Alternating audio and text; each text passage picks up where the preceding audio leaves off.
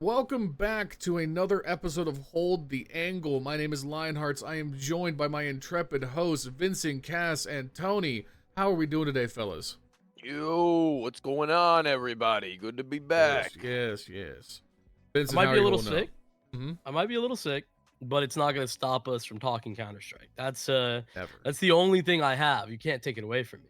No, you can try. Tony's tried several times. There's been several interventions, but we have failed to take this away from Vincent yet. We're back today to talk about the Blast Bounty Season 2 wrapped up over this past weekend. So we're here to break down everything that went down during the event. Spirit walk away with back-to-back victories. Vitality are starting to look vulnerable. Counter-Strike, it's hot in the streets. We're here to talk about it. As always, if you guys enjoy this kind of content, you can show me by leaving a like and a comment down below and subscribe to the channel if you haven't already. Help me at 10K subs by the end of the year. Also, you follow Tony, you follow Vincent. You will do it now or Tony will hunt you down. All right, support them directly. They are my co-hosts. We love them. We appreciate them. No sponsor in today's videos. Maybe drop me a follow over my Twitch channel, twitch.tv/LionHeartZ2. Without any further ado, let's go ahead and get started. All right, so Blast Bounty. This is the second one. We had the first one beginning of the year. I think most people during the time of the first bounty were pretty positive, or at least like interested to see what this format could be like. I feel like the reception the second time around is that Blast Bounty 2 was not as entertaining or interesting as Blast Bounty 1. What were your guys' kind of like big picture thoughts on the event, just kind of first thing? I mean, it was always going to be a little bit of a weird one, considering that we'll talk about in a moment. It was like the online to in-person shift that was a little weird, considering teams needed to qualify that we were hoping would, and some teams that now have a shot that have a probably even greater shot than they would have otherwise. Like, for example, ENCE almost beating the Mongols in some wacky world would have been something to look at. It would have been even a 2-0 if they had just taken that first in Mirage, which they were up pretty close to them at their throats. But that is just like an example of things like that. I mean, it would have been pretty interesting, I think, should something like that have happened. But interesting is probably not as good as fair.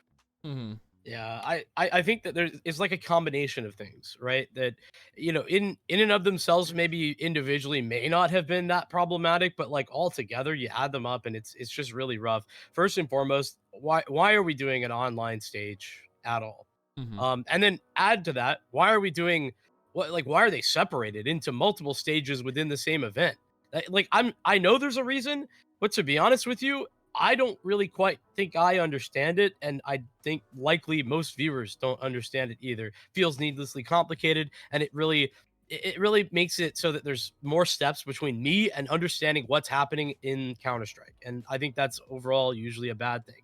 And then you tack on the fact that it's like you qualify from one stage to another stage into what it feels like an entirely different event. I just really dislike how separated and how disconnected the games were, because everything's reseeded. It's like there's no continuity between these stages. Yeah. And then like on the surface, I think the idea of like teams wagering prize money is actually really interesting. It adds a lot of potential cool storylines to it. But one thing that became kind of an issue, especially later on in the event, was larger teams just refused to bet the pink slip. So like that's obviously going to be one of those things where teams, I don't know if you can compel them to wager their prize money, because I think then a lot of teams just wouldn't go. But like the whole point of the event is that you're betting your your ability to beat teams that are lower ranked than you. So like teams like not participating in that aspect of it took a lot of the like showmanship out of it for me, which really kind of like lowered the stakes in terms of just from a viewership perspective. I like don't quite fully understand that concept. Can you explain that to me? I don't really understand or didn't even look into the whole idea of the money share. So pretty much all the teams were assigned a bounty based on their VRS ranking. So Vitality, Spirit, for example, had very high bounties. If you were a team like ENCE, you came in with like basically nothing. So if you were like a rank 30th team and you challenged like the 5th best team in the world, you could beat them and acquire a share of their bounty. Going into the round after that, you could choose to wager the prize money you had already won or not on that match, and basically make it like a winner take all. But as we got into the subsequent rounds, all of the teams just weren't betting their money. Wow. So I think that this is the logical conclusion of this type of format, unfortunately. And I'm right there with you. I actually think that the concept for this is pretty interesting. It's like, it's pretty neat. And I thought that in season one, it was it like worked pretty decently. I thought it added a lot of interest, no matter what, to some of those matches. And that's great. But yeah, as you get more experience with this type of format, then you're obviously going to get teams understanding better what the consequences are, how they're going to work out, and just straight up, once you get deeper and there's more to lose, the willingness to put it all on the line is just going to go down. Yeah. Period. People are risk averse, and I understand, dog. I would be the same way. I don't think this is a Yeah, you are a team's little issue. bitch. Yeah. I think I think that this is a format situation where I think it was cool to try it. They need to make some adjustments in order for it to be interesting again. Like Mhm. actually, variety is the spice of life in this case. The longer that we see the same type of thing happen, the more teams are going to be familiar with it and puzzle out what the like statistical best option is. Yeah. I think kind of another issue for sure is that I think specifically this kind of format, 32 teams and single elimination, made it to where there was a lot of games, but there wasn't a whole lot of like chances for storylines to be built up because of that. And maybe that's compounded by half of it being online, but just that's a lot of matches and all of them just being one and done. Team just goes out. So you have like a 31st team in the world challenging like a Team Spirit or a Team Vitality. They just get shellacked 2-0 because of the difference in skill, and then it's just that game is just done and gone. There's nothing else for that team to do in the event. Like it feels like the scale for Bounty Season 2 was just too big for the kind of format they were trying to run. And it's online. Like that's the other that's the big part of it, right? It's like not just that it's single elim, it's not just that you have these mismatches potentially, but also it's online. So literally like an upset kind of doesn't mean anything. Like that's the other part that's frustrating to me. And the reason that things felt disconnected is what I talked about earlier. It's because all of these stages, like after every game, it's a new stage essentially. And after every stage, everything's reseeded. So there's no continuity. It's really hard to see and understand who beat who, what the storyline is coming into this. It's really important that for like a regular viewer, that's more obvious. Yeah. Probably the one thing that I think Blast, this is probably harder to work out logistically, but they would do it like at the end of each stage, they would redraw and teams would choose their opponents, which I actually really like the idea of being able to single out your next matchup. Like that's cool, but presentationally, it would come at the end of the broadcast on the last day. So like 90% of viewers are just checking out. So people wouldn't see the matchups till either the next day or on Twitter. So like it was hard to kind of follow what the matches would be round after round because they couldn't do the redraw until the very end. Yep. That's another pain point, unfortunately. Yeah. I mean, you're just stacking them up. It feels like we're kicking a dead horse right now. And that's because this isn't a good fucking format. There's good ideas, is how I would put it. Hint. I thought about it a little bit. To me, this whole idea of like the bounty and like the building up the prize pools and essentially like playing for pink slips, right? Eventually is what you want to get to. It's like teams bet their money against your money. We think we can beat you. Like if Team Spirit and Vitality play each other and they both have like $100,000 banked from the previous rounds, they'd be really cool for Donk to walk on stage and just throw out a gauntlet and say, hey, we'll bet our 100K that we could beat you. Like that in concept sounds really cool. And what it almost feels like this format would be best for, and this, by the way, what I'm about to say, this logistically probably couldn't happen. It would be best for like a league style format, something that's played over the course of a couple of months where teams can play each other several times and accrue bounty and wager it here and there and build up into some kind of bigger LAN finals. That kind of feels like what this kind of wager system would be most optimized for. Imagine if EPL, back when it was that type of format, had done something like this. Yeah, I think that actually would be kind of sick. I don't think the world would have been ready. I agree. I like this idea. It would have been ahead of its time. Literally. What yeah. time? I do think that there's something to that. Like if you could build that prize money over time, because even if it was just like an online thing, like an online league where you played like 1 or 2 matches a week, if there was that stacking prize money, it could add stakes to even an online match if teams were building up their portfolio over the course of a however month-long league. So I think there's room there. I think the big thing for sure is for Blast, I wouldn't like just can it. I think they should keep trying to innovate, because one thing I think we can all agree on is that we want more novel formats. We want to explore tournament formats in Counter-Strike and keep finding new ways to present these tournaments. So like there's aspects here that are good, but maybe it's just you got to trim down the teams, keep it to LAN only. There's ways to make this work, I think. I think 32 is where I started to get a little bit confused. Yeah, it's a lot of teams.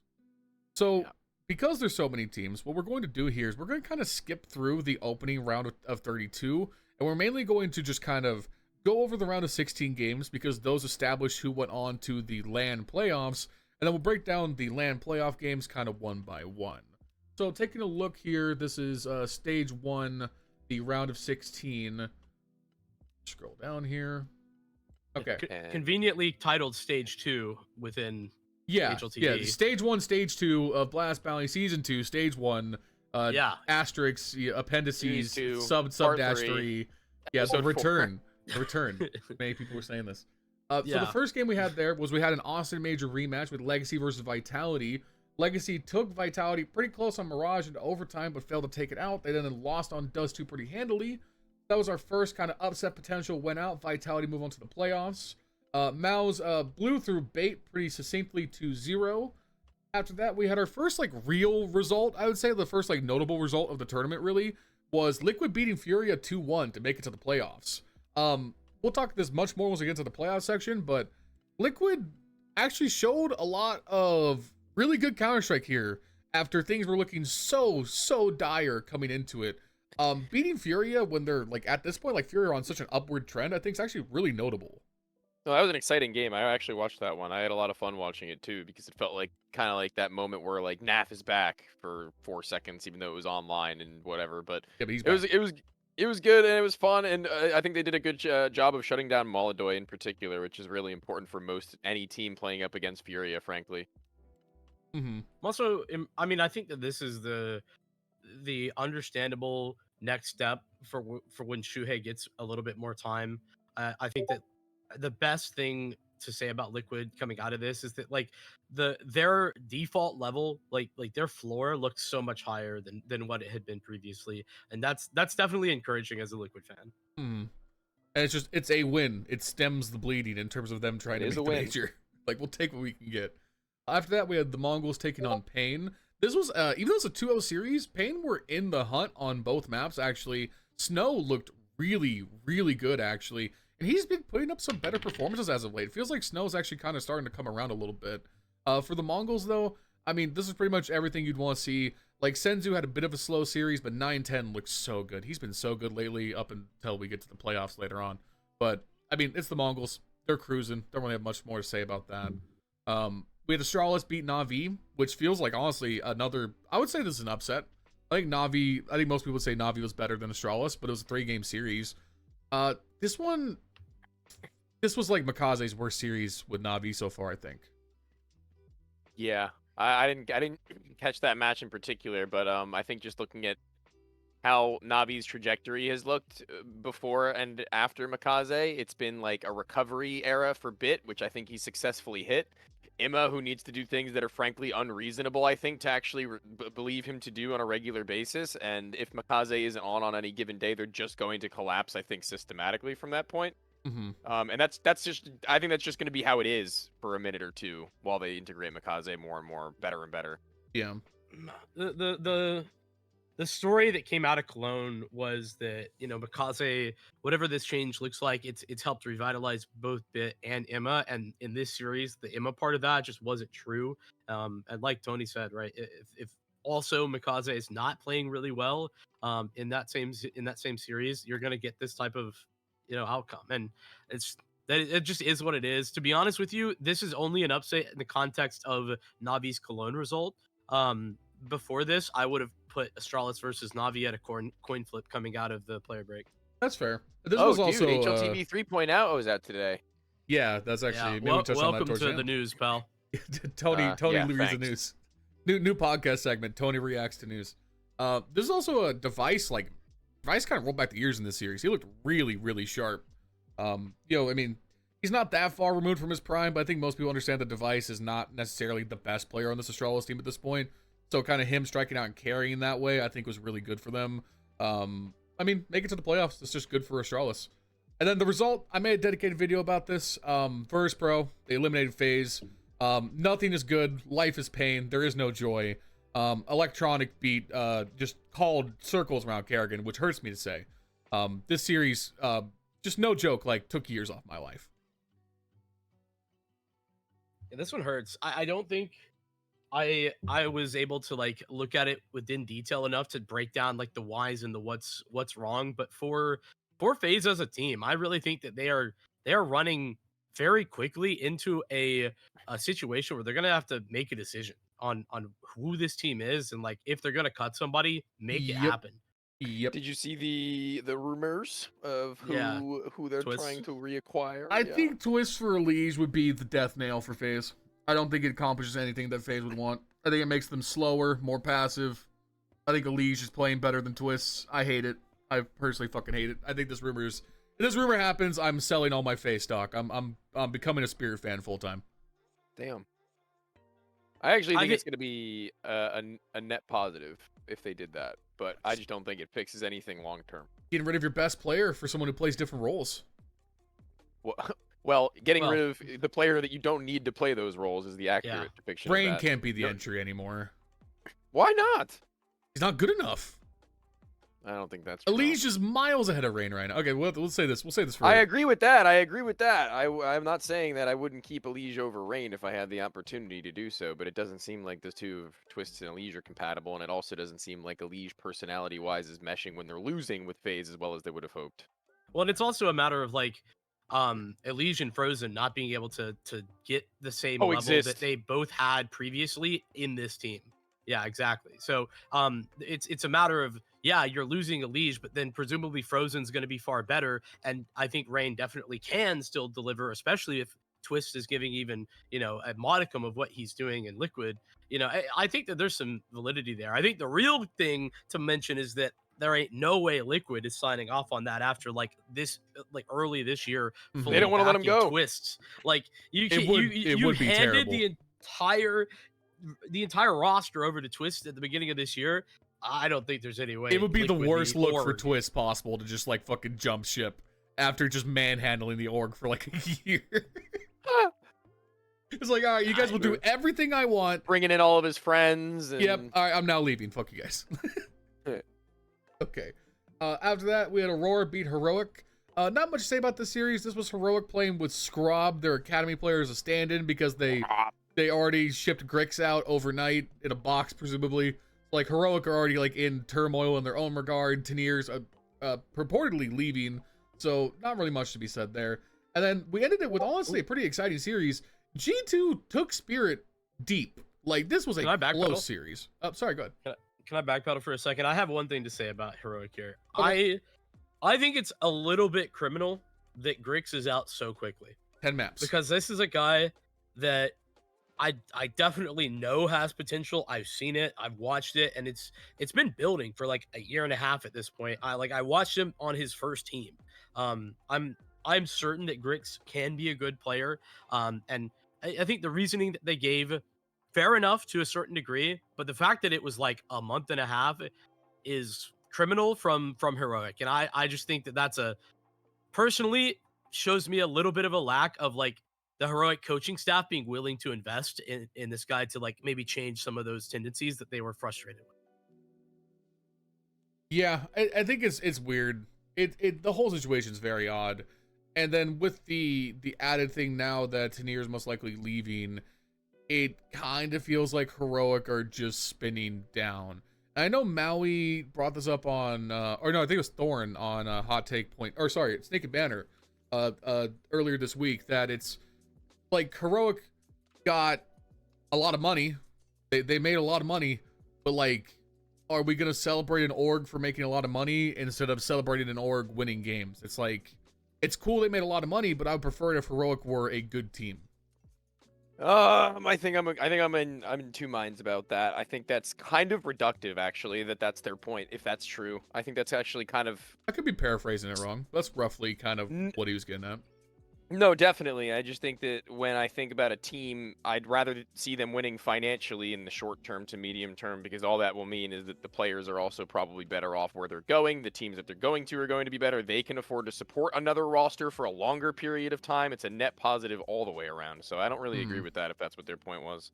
Yeah, Sure. yeah, I'm on the same page as you on that one, Tony. And also, listen, I'm being critical of like the heroic back office here a little bit, but I also am been very positive about the way that they've handled things. The fact that they keep building good rosters that like are top 20 in the world, despite being entirely cut to pieces every season, it seems.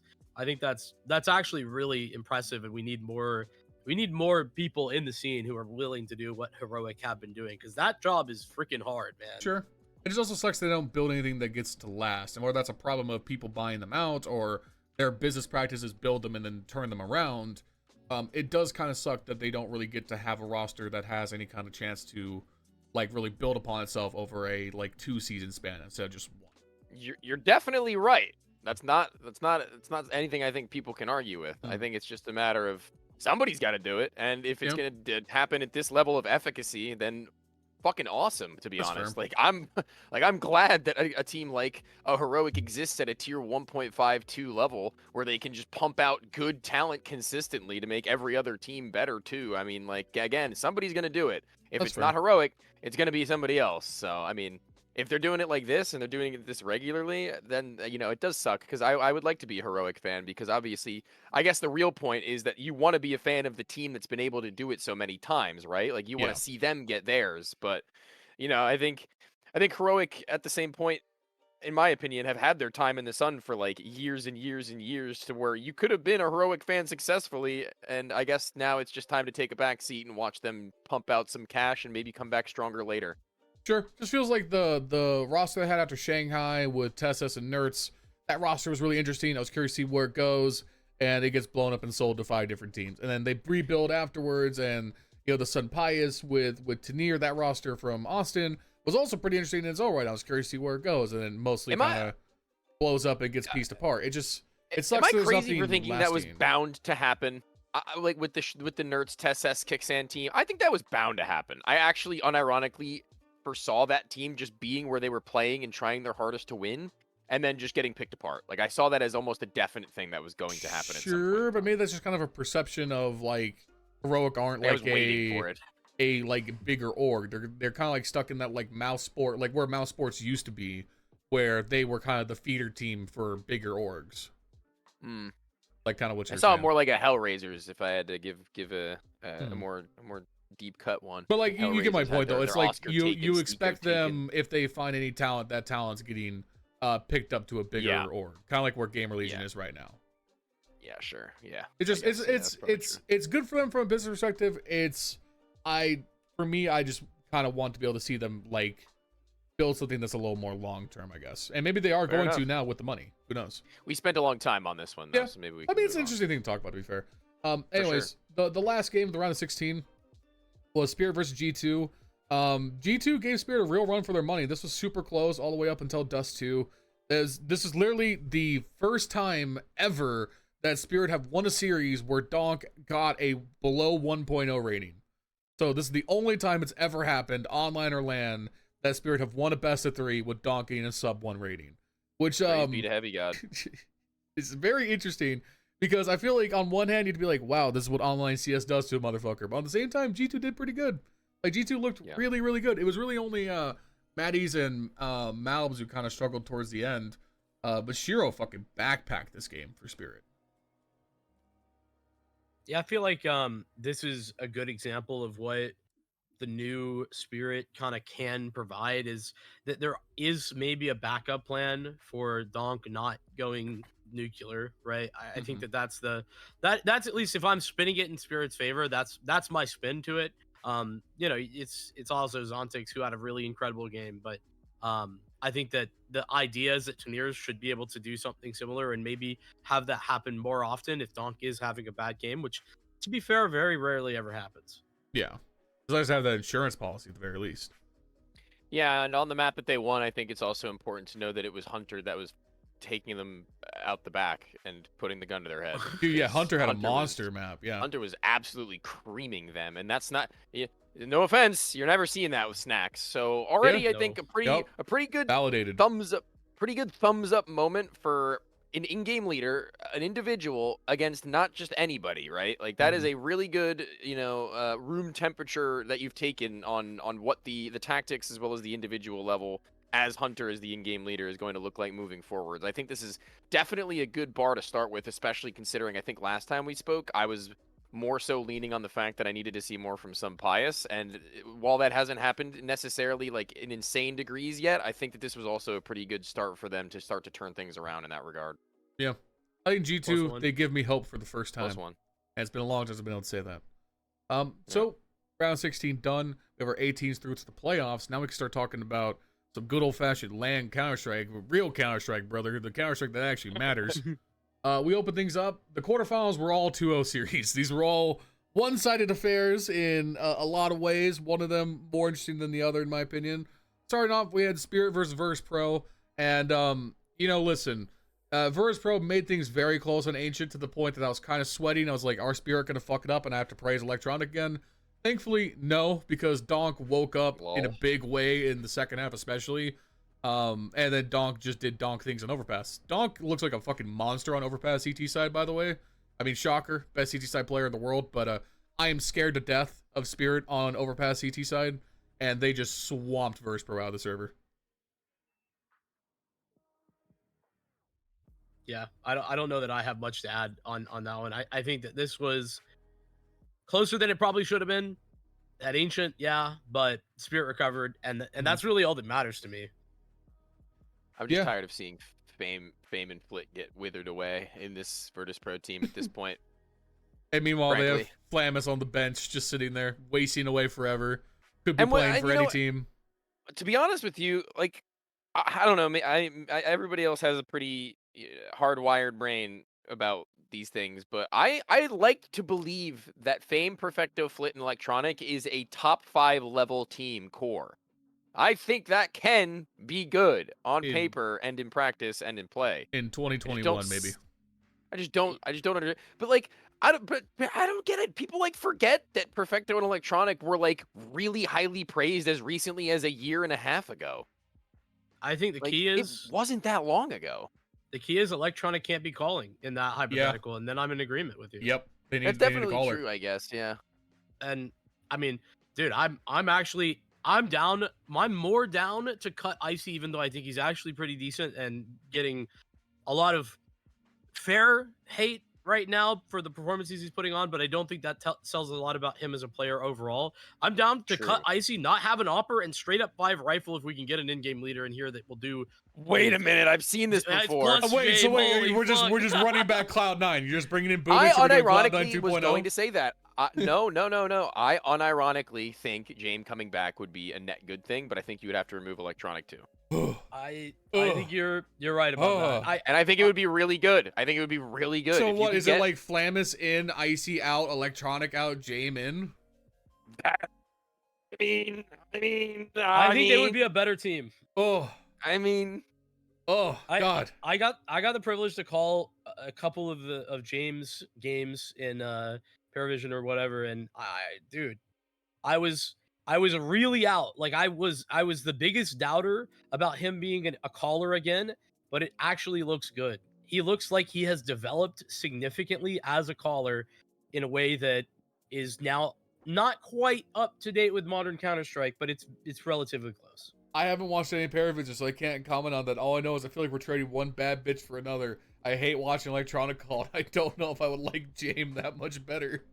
All I'm saying is that it is a change that welcomes a good number of fixes to at least short to medium term problems. That's all. It takes Flamus out of purgatory, so like I'm in.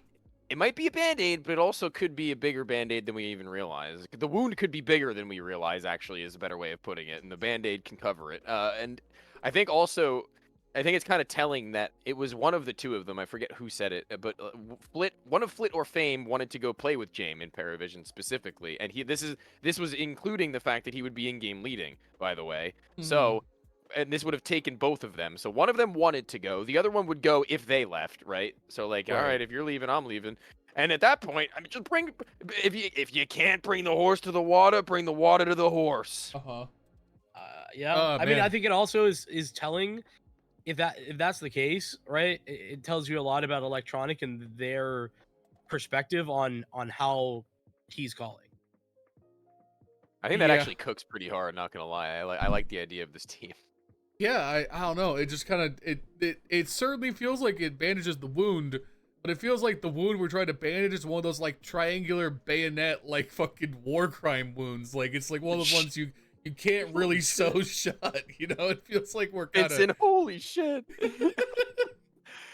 It kind of feels like we're trying to cover up something that's not going to heal. Is my point. Maybe we are. What about it? So anyway, on this episode of Hold the Angle, LionHeartZ literally murders Virtus Pro dead, and they cannot be revived. Kills them dead. They died. No, I'm the medic looking at the body. I don't think it's gonna make it. I think we're going to have to amputate. Like I don't think that leg's not gonna survive. The whole thing. Yeah. Virtus Pro fixes aside. Yeah. Yeah. I mean, listen, they gave Spirit a closer game than I thought, and that's commendable, I guess. The next series, even though it's 2-0, I think everyone kind of agrees. Liquid could have beat Vitality. It was right there. Like this was Right there, man. They could have won both maps. Especially that one on Nuke. That Nuke game was the most I see the vision moment I've had with Liquid in a long time. That T side on Nuke was like exactly what you would want to see for like a Shuhei redemption arc. The T side calling was simply fantastic. Like just simply good. They won like 6 straight gun rounds against Vitality on Nuke. Yeah. I mean, they should have won this one. The fact that Shuhei has his life game and they don't, that would hurt. Yeah. I saw it as like they took them to overtime in one of the craziest comeback affairs I'd seen on LAN this year so far on Train. And from that was where I was like, dude, they don't squander that, surely. Like, they just don't. I don't foresee it. I was like, Liquid, I know Liquid is a choking team. However, I don't think as a team, Liquid will bring themselves back into a game and then throw that away. Where they didn't necessarily throw it away by any means in overtime. They just didn't really look to be that same team going into that point. Well, Robs had that amazing clutch in the first round of overtime. And that oh my God, where he like transferred on the guy like a split second in T-Con? He just positioned perfectly into Z. Yeah, just had my God. both of them looking the other way. And like I think that everybody underreacted to that. That was insane. No, I mean I highlighted that entire round in my recap today. I thought that was like one of the best clutches in a while. Like Robs just like maneuvered perfectly. It was like textbook. If you want to learn how to approach clutching, it's you watch Robs. And like that's like just a titular Robs clutch. But if that he just takes like half a second longer for that second kill, he probably dies. Is the thing. That's true. No, it was just perfect. And like that was like the door getting kicked open for momentum for sure. And then Nuke, like, I mean, they got like Ultimate wasn't even that bad in the Zaiwu matchup, which usually is kind of like a problematic game for him. And then Nerds was okay, Naf was okay, Twist was like a little bit below par, but even then he had moments. It just feels like they had I think 5 match winning points on Nuke and couldn't convert any of them. And one of them was like Zaiwu brilliance in the 2v4 in the lower bomb site where he just hits one taps like Prime Scream. Like some of that's just like Zaiwu is a god, he's gonna win those. But then others were just like fumbling map position at the wrong time. So it just like Liquid could have beat Vitality. If Liquid beats Vitality, the entire narrative and perception around the team changes like overnight, and people are like, "Oh, they're back. We're so back." But now it's like people are still like skeptical. But I think coming out of this, I feel more positive than I ever have about Liquid. Like I've seen what Shuhei and Flashies could do. I'm like, these T sides have a chance. Yeah. Maybe Debbie Downer. I actually feel like that was kind of just a flash in the pan moment for them. It could be. I need to see it 2 times, if that makes any sense. Like, That's I need fair. to see it 2 times, even if it, like, not necessarily even because they didn't win that. If they won that, I might think differently, right? That's fair. But there's only like still pieces of that showing. It's remnants of what would be something great. But you know, until they claim a good win, then I can't say it. But if I see them get close 2 times, that's where I'm like, okay, at least they're making strides and being, you know, in a positive direction to doing that. I think it's a build, right? You know, we saw, I think, good showings there against Syria. And listen, this is classic Chokewood, but you know, it is what it is. Many I think such cases. Still, the fact that they look competitive, that there was a lot of that like especially on Nuke that didn't necessarily feel like they could fully replicate, but like a lot of the T side stuff that you've been talking about, Lion, I think is replicable, and it is something that makes sense in my framework for what I expected Shuhei to be able to do with more time on this team. Mm-hmm. Yeah, I mean, just really quickly before we jump past that, is that I'm getting to a point now where in the beginning I was on board where I want to know how much time Shui actually needs. And I think the time that I'm thinking in my mind, if they're not going to make a change outside of him, is going to be the major. I think the major is probably where they need to make a decision based on their results. Fair. I think it's keep Shuhei kind of regardless because he's a good piece to build around long term. I feel like it's kind of the other players that are less safe than him. I think giving him and Flashies more time is just going to be better because again, I love Flashy. The structure stuff is what looked better here, and that's probably like my biggest positive takeaway was the T sides had more structure. There was more of a plan. The stuff they were doing, like the executes, were more thought out. Like the way that they would just kind of lurk NAF or like ultimate or nerds depending on the round structure, and then just kind of death ball Shuhei nerds or Shuhei twist +1 for map control. It just worked really well. Like it was just really good. So for Vitality though, I feel like this is kind of like the warning signs. Like their T sides have just not looked that great. I feel like we'll get more onto that later in the event, but they're definitely, I think, struggling to adapt to kind of the T side shifts, I think. I guess moving straight past that, the next quarterfinal series we had was the Mongols versus Aurora. This one featured, if I'm remembering correctly, the greatest throw in the history of Counter-Strike, with Aurora conceding a 10-2 or was it 11-1 lead? 11-1. Yeah, 11-1 lead into overtime, into loss. Yeah. I already made my tweet about it, Tough look. and I stand by it, man. Like, this is fucking unbelievable from Major. Unbelievable. Yeah. Just you can't have games like this, like at all, ever, even once. This isn't like a, well, it's just one of those days moments. It's a, wow, we need to assess what's going on moment. I think it's so. Normally, I don't feel that way.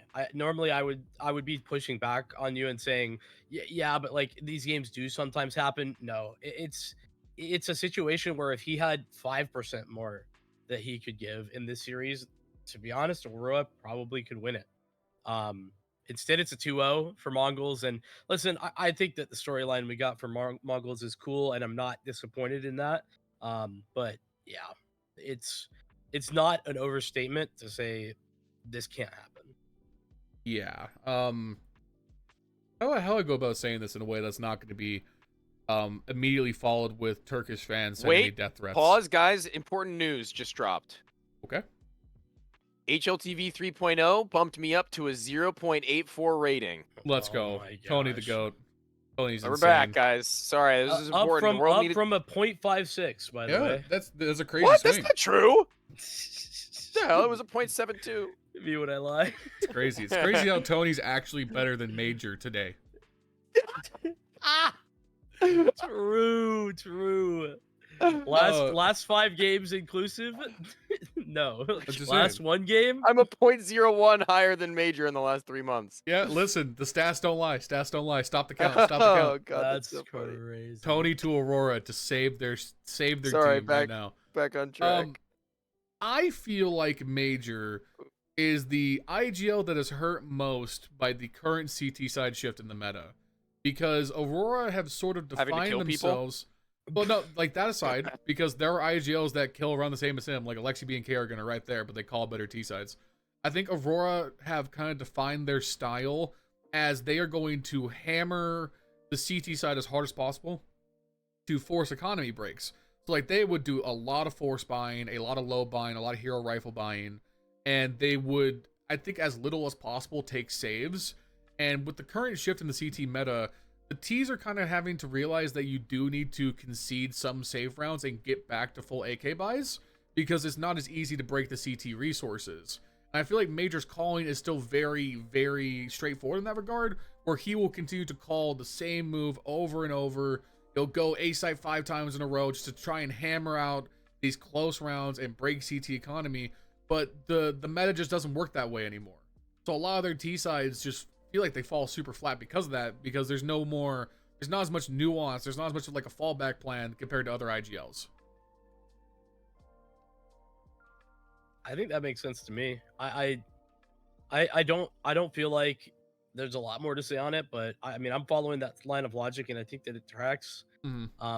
Unfortunately, this is a game for Aurora that I don't think it necessarily will change how they look at things, but it maybe should. It's an ugly loss, that's for damn sure.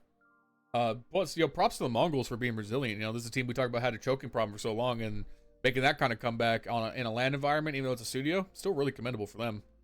To be clear, I think that the Mongols had a stage problem, not a choking problem. Sure.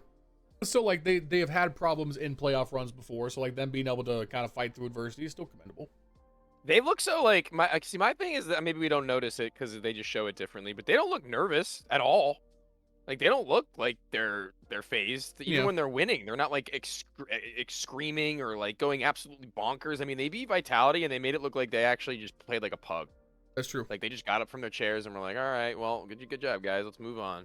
Because we don't have any personality anymore. Magic got benched and all the aura left the scene. We don't get players who show it anymore.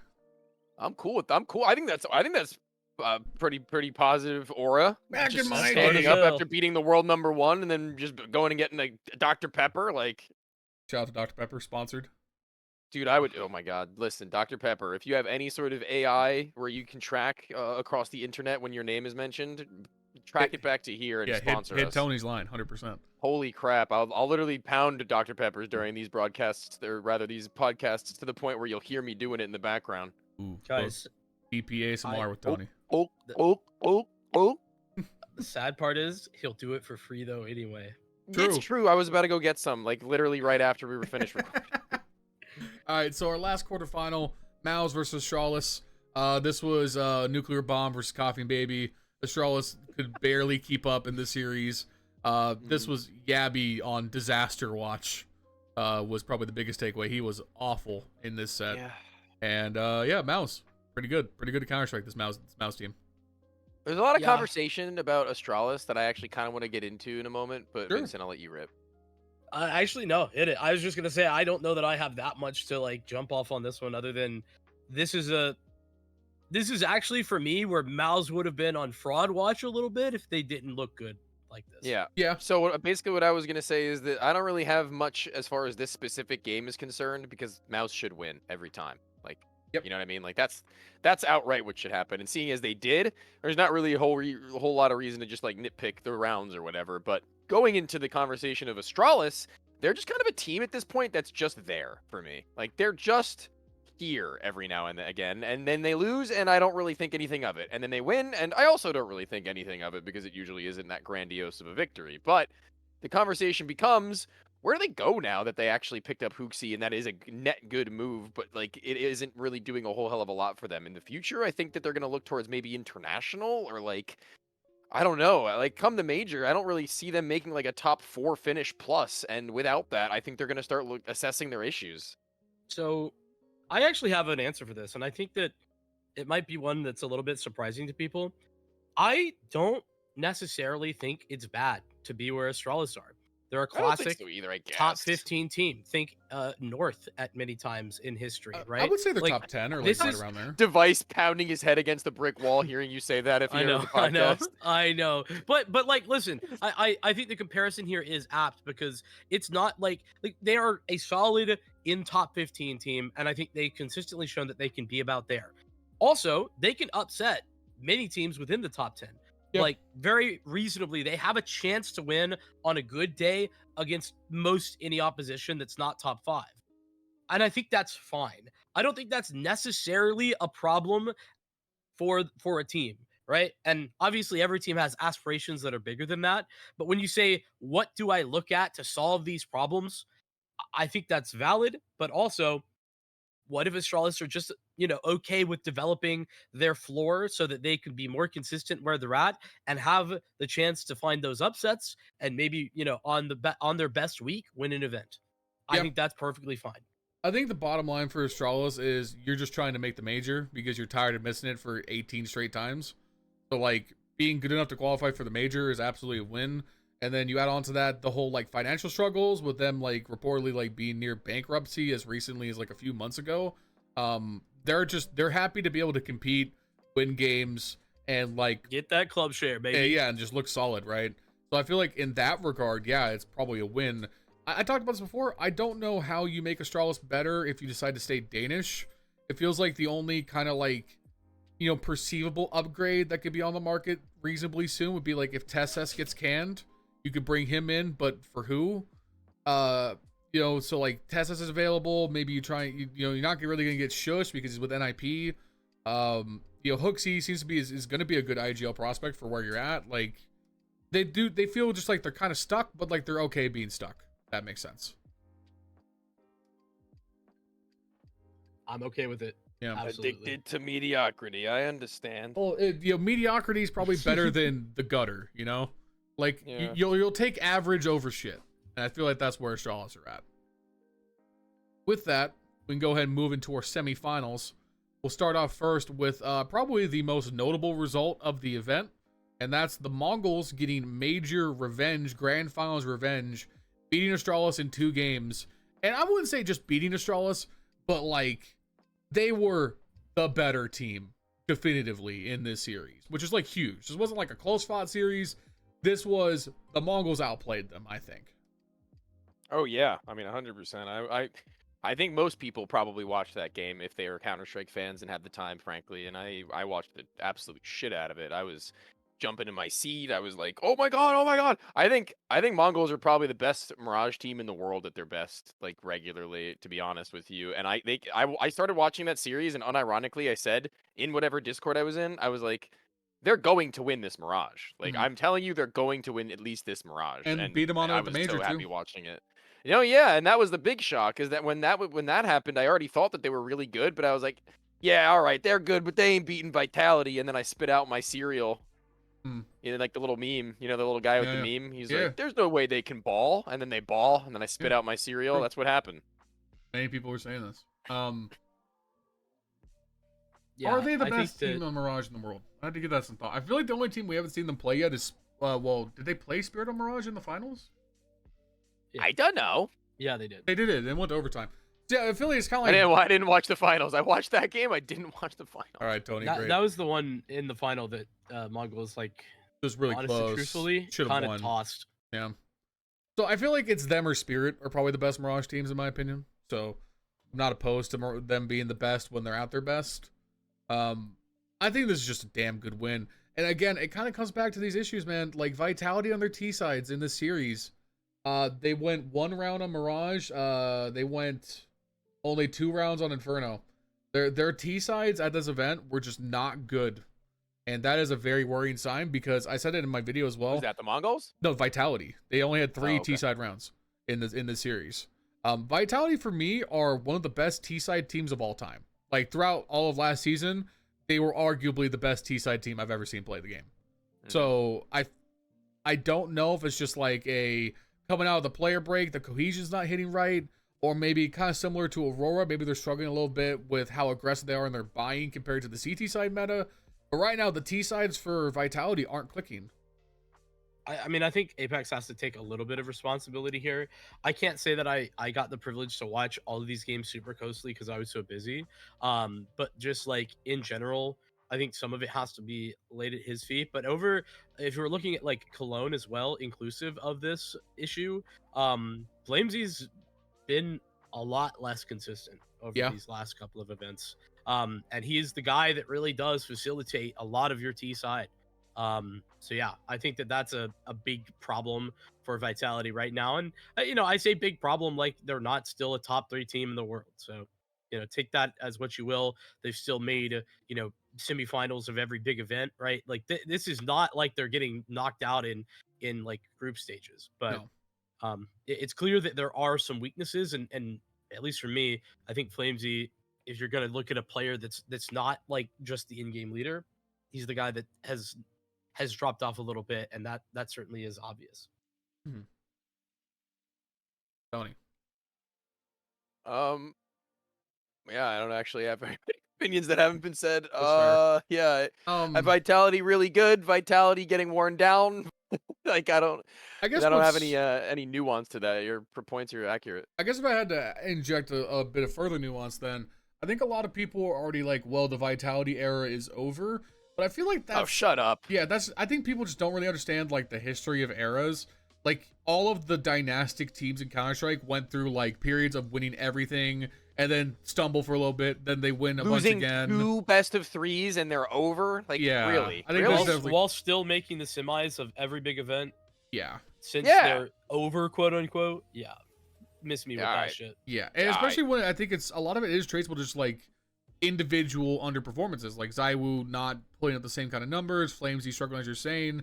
I feel like this team is like one readjustment on their T side away from coming back to just rip everyone a new asshole. Like Already seeing HLTV threads like minus Flames. Like, come on, man. Minus Flames plus who? Like none of those threads have an answer. That's Liege. That's You put a exactly what it Liege said. on It's so Vitality funny. right now. The thread is Vitality minus Flames, and the actual like text in the thread is plus who, and then he goes in like saying like a paragraph of like why they should replace him and things that are going wrong. Mm. And the answer is nobody plus nobody It's minus Flamesy plus Tony. plus Dupree.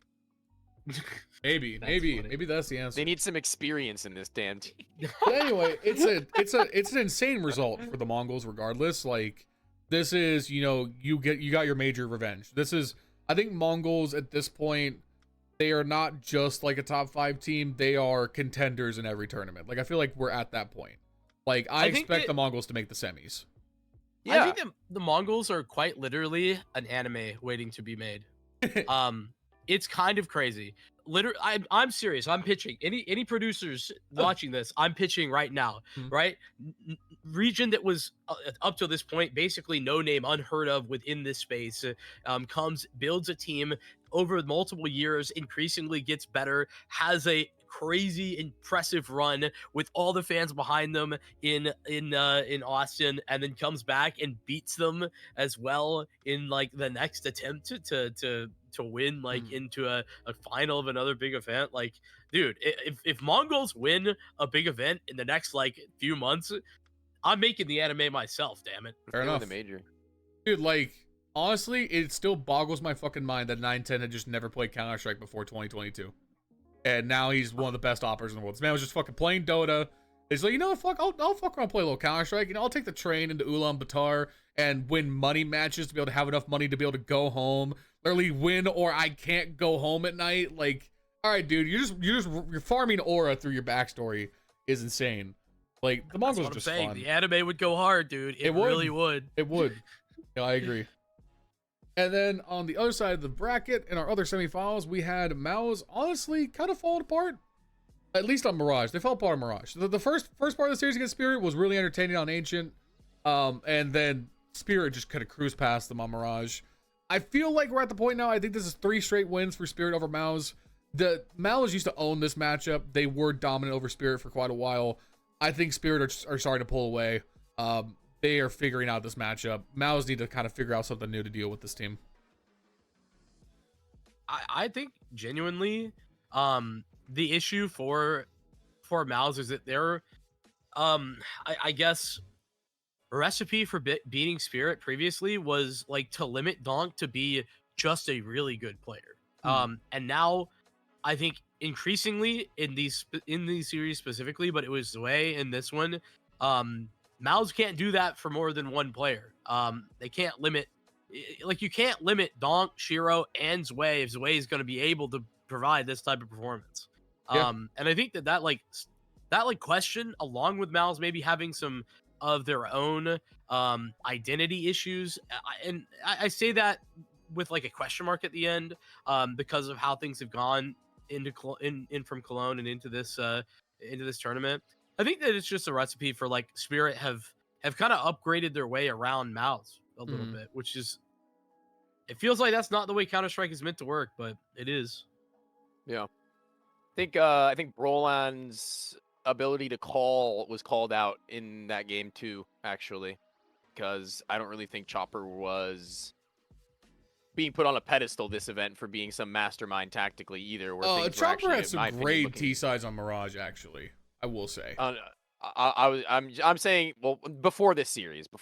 That's fair. Because before this and in the online, I think people were kind of actually getting kind of frustrated with Chopper, me myself included, with some of the calls that were being made, whether that be just because they were letting Donk loose too much and that was what they were relying on, or whether the integration of Zwei into the team was just taking a little bit longer for the comms to relay a little bit, more smoothly or something. But yeah, I think Brolan probably could have called a better game here against an in-game leader who he's just about as competent against, I would say, personally. I think Brolan, on most days is as good as a caller, if not better than Chopper, in my opinion. I will say we had this discussion on the last episode where I was pretty adamant that I think Brolin might have, like, I was not very positive about Brolin as an IGL compared to you guys.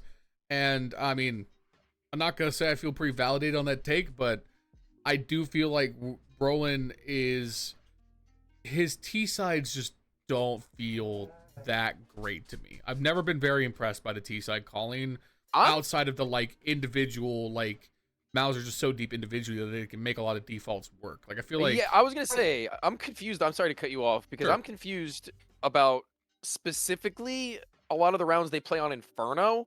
That's where I get my most confused because I feel like they just kind of run into brick walls and hope that it works over and over again. And that's particularly when it comes to Exertion on Banana, in my opinion, because they were like, what was that game recently where Exertion was like completely missing the whole game, and then he came up in that like second half of the game Furia. and was nuclear. Furia. Yeah, like that game in particular feels like one where there was just no, what's the word? No adaptation. gumption, no creativity, no gimmick, nothing other than exertion. Hopefully you get a kill this round. Yeah. Which is kind of my problem. I think that I still just think that like I'm not, maybe we're like, is Brolin going to be an IGL forever? I just don't see it. I feel like Brolin is an IGL out of necessity. I don't think he's like trying to take the Apex route. He's gonna spend the next 3-4 years becoming an IGL. Like that just doesn't seem right. And he doesn't have to. He doesn't have to. He doesn't have to. I just don't really see that trajectory for him, and I gotta just wonder how. Like I think Mao's would have been similar, if not potentially better. Ellie Shush, if they had Shuhi and Spinks instead of Brolin and Spinks. Well, you think there's a world where maybe Shuhei goes back to Mao's? No. At this point, no. It would have so? had to been before he signed a Liquid, I think. Yeah. All right, fair enough. I was thinking like a theoretical world is all. I just don't think that like Mao's success is 100% like Brolin being like the standout new IGL prospect. I know we had some differences of opinions on that last time. No, I agree with that. No, fair enough. I agree with that. Yeah, I just think he's better than people give him credit for. Yeah, because everybody's talking about this like, oh, he has other people calling for him. I'm like, no, you fucking idiot. They're just talking like teammates do and making calls like teammates do. Yeah. I think that there's this misconception with some people that the in-game leader has to be a puppet master, and that's just not how reality works most of the time, in fact. But I also want to like bring a slightly different perspective to Brolin here, because listen, as much as I think that those are some criticisms that are fair, also, how much can you expect for him to do? Like, you specifically talk about like that Inferno situation. Well, if Exertion wants to go for that type of stuff, and he clearly does, and we've talked about how often Exertion is calling himself into those openers, right? Like there's a very fine line as an in-game leader between being too controlling and not controlling enough. And I think that right now, Brolin is kind of really testing where that line is, and at the moment I think it's on the side of not controlling enough, and he's going to probably learn and find that out here. And I think that's why we're getting such wide swings from Xertion, just to like, you know, maybe pull from a different perspective, because I do think Brolin, I think he can be better, but if he's going to be this type of caller, I think individually he can't be as bad as he's been. This is super speculatory, because I don't know the guy at all. Obviously, I'm not his friend or nothing. We're not like hooking up on Twitter DMs and talking and shooting the shit. I feel like just looking at him and hearing the way he speaks, he might need to toughen up a little bit as a person, as an in-game leader. He's a and quiet I guess guy. the better word would be as like a captain. Like, I don't really think he doesn't strike me as a captain, because he isn't the leader of men as far as the morale goes. That is obvious in looking. I was going to bring this up. I think that Brolin isn't necessarily like, we say in-game leader because that's the role and he's calling the strats. The leader of this team is Torji. Yeah. Like he is. Well, I think Brolin needs to be able to be like, shut up and listen to me. Yeah, I kind of feel like you can get by a lot with that, but the IGL needs to be the captain, I think. I feel like him not necessarily being the leader, like, might be something that could hold him back as a caller. I don't think it's necessary. I do think it's an upside, and it's like definitely something that you see with really good callers. You think Kerrigan, you think Apex, etc. But I don't think it's a necessity. I do think that this is I think this is. We also need to understand, guys, that Brolin started in-game leading January 2025. Yeah, Sure, but I So, mean, it's like- the team expectations, right? Like, yeah, and his- he's been a top 3 team all year. Let's give the guy a little bit of space, maybe. Yeah. As well. no. yeah, sure, but Oh, at a certain okay. point, and this is kind of like what we said last time, the expectations are after a certain point, you have to, you have to be, if you're perennially coming up short, you have to show some growth towards winning. And in some respects they have, in some respects they haven't. Like, it's, I don't think anyone's like critical. If people are, they're being unreasonable. But I don't think anyone's critical of them to the point where it's like, well, you've done nothing, you gotta start making changes. It's more like, I haven't really seen the growth from Brolin as a caller yet. I feel like we should be seeing those signs at least a little bit. I think that's what we're seeing right now. You know, that's the question that we're looking to get answers to, and and I think it's a fun discussion, and I think we're right there on the cusp of seeing some of that development. Likely is what my takeaway is. I don't know what Tony just sent in the group chat. This is That's Mouse Sports Cadian. okay. There's a hell of a snack in that photo, man. Jesus Christ. That's It gotta isn't be too much. Photoshop. If it isn't too much trouble, if you could put it on screen at Yeah. this point in the podcast, I think On that'd be pretty screen. fun. Dude, what the fuck? It's just, there's a mile high neck. On that note, Man, leave him alone. It's just- I think we should Alrighty, talk about the bitch. final. that's a lot, there's a lot going on in that photo. All right, This is a good let's- podcast material. Okay, let's move on to ye old grand finals. We had Spirit versus the Mongols, best of 5. Going into this, I thought this had potential to be one of the best series of the year. And I'm gonna be honest, even though this is a 3-0 set, the first 2 maps were really exciting and really close. It was really only a blowout on Ancient. Yeah, I'm a fraud. I didn't watch any of it, like I said. So unfortunately, you're gonna need to carry the conversation. All on right, this. so yeah, I mean, Tony, as usual, not doing his homework. Shocker. I would make the argument, and I think this is very fair. Mongols should have won Mirage, and they were in the running on Nuke. Both times, I feel like it's actually pretty similar stories where they had a really good job at containing Donk for most of the game, but it was like the pockets of Donk impact were just like backbreaking. Like on Nuke, for example, on the CT side, they held Donk to only like a handful of kills, but the rounds that Spirit got match point and won on were both Donk triple kills. Like, Let's there was just say just that- pockets of impact. Let's just say that Donk had 20 RWS in this game. Yeah, That's- that's a lot. I saw somebody go on Twitter, or I think it was Senzu, whether it was on Twitter or an interview or something. He was like, "When will I be Donk?" or something. Like that was the wording he used something along those lines. And I was like, "Buddy, never." Like You are you're not gonna be him. playing against them a hell of a lot. I'll tell you that. You got a lot of time to study, but I don't think that you're gonna be realistically doing that. You got to be the best version of Senzu. Yeah. Yeah, it's a little sad. I think that this is not really a conversation that like begins a long-term like question mark about like Mongols or anything. No, I think they got donked more than anything, especially in some of Donk the down. yeah, pretty consistently. Was- And like I said earlier, like you just said, Lion, I do think that they probably could have and maybe even should have is the word that you should use. Won Mirage. Nuke was close, but overall Spirit outplayed them, and that was clear. This is Spirit like playing so well, despite the fact that like Zont1x is gonna be gone next event. Like I think that's pretty crazy. Yeah. I thought he was gonna be gone I'll- before EWC. Sorry, but I guess I misread. wasn't sure about No, that either. It wasn't was, it it was London, not I clear. thought? Yeah, it is. It's London. The change is happening, I think. Yeah. I think the big thing to point out for this series was that the Mongols kept this as close as it was with 9-10 playing bad. And 9-10's usually, they're actually the most consistent star player. So if 9-10 played more to his average, then already the first 2 maps become much more winnable. Like, I feel like the big thing is that Mirage just kind of flamed out in overtime, and that killed their momentum. And then Ancient became a stomp because Donk walked out and got 37 kills in the first 5 rounds. Like, Donk saw blood in the water and pounced on them on Ancient.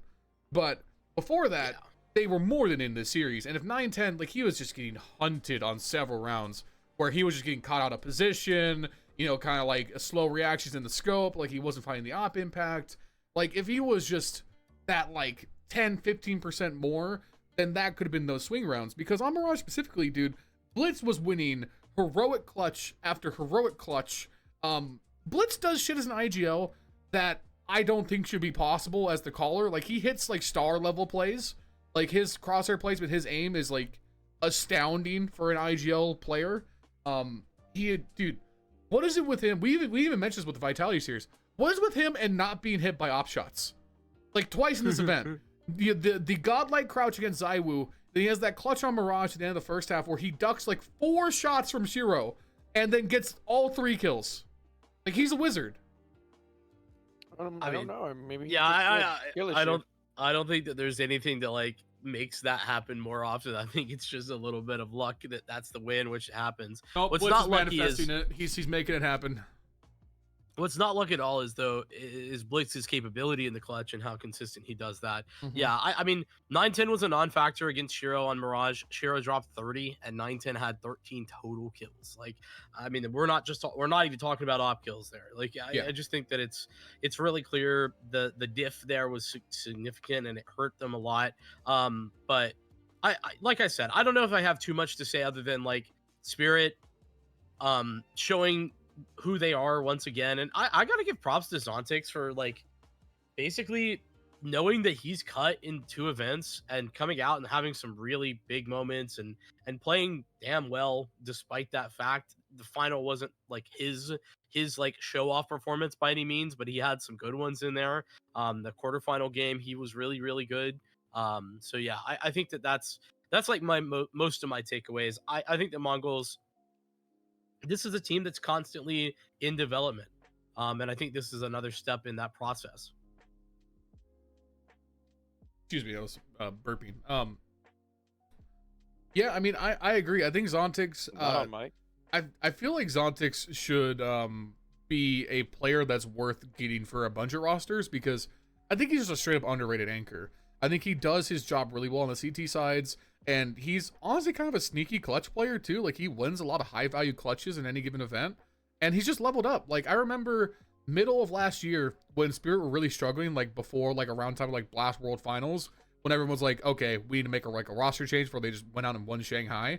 Zont1x was like around like a 1.05, 07 player. He's now consistently like a 1.1, like 1.3 or 4 on most days. Like he's just kind of steadily improved his output and he's gotten a little bit sharper. He's not missing as many headshots. Like he is a young player who has improved his game steadily. And I do think there is something to be said. Dust has said this on Twitter. I think I actually kind of agree with him more and more that maybe the right path for Spirit is Tanir and Zont1x over Tanir and Zwei because it kind of works out a little bit better role wise. But maybe Zwei and Tanir will still be good. But I wonder if Zont1x will maybe be a better prospect long term. Dude, people forget that Spirit Academy roster that like was Donk, Arthros, Zont1x, like it was that trio. Like Zont1x was the 3rd guy in like and very good. Like when I talked about these guys in this team, when I was casting their games, it was like Donk is unstoppable, and then Arthros is actually doing GOAT status things, and then if that goes wrong, Zont1x will make sure it doesn't matter. That was how you talked about the Spirit Academy team that those 3 were on. I think people kind of forget about that because like he's just overshadowed by Shiro and Donk. And he's not in the roles that's the case where he's going to be putting up ratings, but I don't disagree with anything you're saying there. I think that he's a very hot prospect for anyone who can afford the buyout. Yeah, I guess the question is, I don't know how much English he speaks, so I mean, he's probably pretty limited to Russian-speaking teams, but there's plenty of those teams that could use an anchor. Pretty good. Yeah. Pretty good. So, I mean, Spirit, they walk away with the win. That's back-to-back. I think most people would say with Vitality kind of slipping that Spirits are the current #1 team. I wouldn't really argue with that. I think we need to see Spirit play Vitality for it to be definitive. And Donk wins another MVP. Shocker. He's now matched Kenny S and Get Right. I don't know. We have to do this apparently every podcast now. Donk's pretty good, guys. I don't know if you knew this. He's pretty good at Counter-Strike. Wait, yeah, really? he is. Yeah, yeah. It's kind of real hot in the streets player right now. Yeah. I'm really curious to see Vitality play Spirit and Falcons play Spirit. I'm very curious to see those matchups play out. Because I feel like Falcons both gotta of those get to a playoffs, dude. I know, but I'm Come saying on. just like in a vacuum, I think both those teams actually match up very well to Spirit. Like I don't think Falcons are going to be this bad forever. That just feels weird with the talent on that team. And Bro, just Muncie 13 Spirit. Holy shit. Muncie and Nico historically have done very well against Donk. So I think that match is actually really interesting. And then Vitality is just they are the benchmark, right? So I'm kind of curious to see if we get to see those two play in a non-EWC tournament at some point. Yeah. Non that event. Yes. Do you guys have any final thoughts here on Blast Bounty? No. I think Blast Bounty has some work to do, but Mhm. I think that what it brought us in terms of good Counter-Strike was pretty fun. I think it answered a couple of questions, it created a couple new ones. They got in right in the middle of the the big banger events, and I think that was pretty good research now that teams have to do. Mm-hmm. Oh, I guess one little thing. One more kind of quick 2-minute segment. CT side meta seems to be here now. This is the second event in a row. There's been a huge shift. Damn near every map has flipped CT sided. I don't think things are going to settle to be as CT sided as they currently are.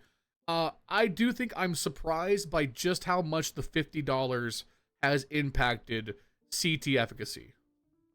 That's why we need Anubis back, and I am not surprised at that. And you know me, I'm Mr. Nerd when it comes to shit like that. I mean, I think Valve do it again with regard to. I give Valve a lot of credit for this, and I think they deserve to take more credit. I know they work slowly, and we get a lot of frustration for a lot of things, but the way they approach balance is really intelligent, and making like a small iterative change like this that doesn't on its face seem like a big deal, and then seeing how it works. Yeah, I think that's really intelligent balancing, and I didn't think I think that graph is probably what you're referencing about the CD percentages at Blast Bounty. I think anyone doing hot takes off of those is being silly right now. Yeah. I don't think it's even close to The that game should CT be sided. CT-sided, by the way. Like, Yes, I think the putting game that is out there. better when it's CT sided. Yes. Yeah, I think everything being slightly CT sided is fine, but those numbers were the sample size was so small that I don't think that's accurate. And it's also the first time that the T sides are getting the opportunity. Remember, all the pros that were playing this event, they were all playing Cologne, which wasn't on this patch. So, I mean, they've barely had any time to even practice and scrim with this. So I think that we're gonna, see it go back to a not back to what it was, but more like closer. It's not going to be as extreme. I think this is a good change for the game and for the health of the scene. Okay, and then also I want to give you guys some stats. I actually got these from B-Trams. Shout out to B-Trams, Smart Backwards on Twitter.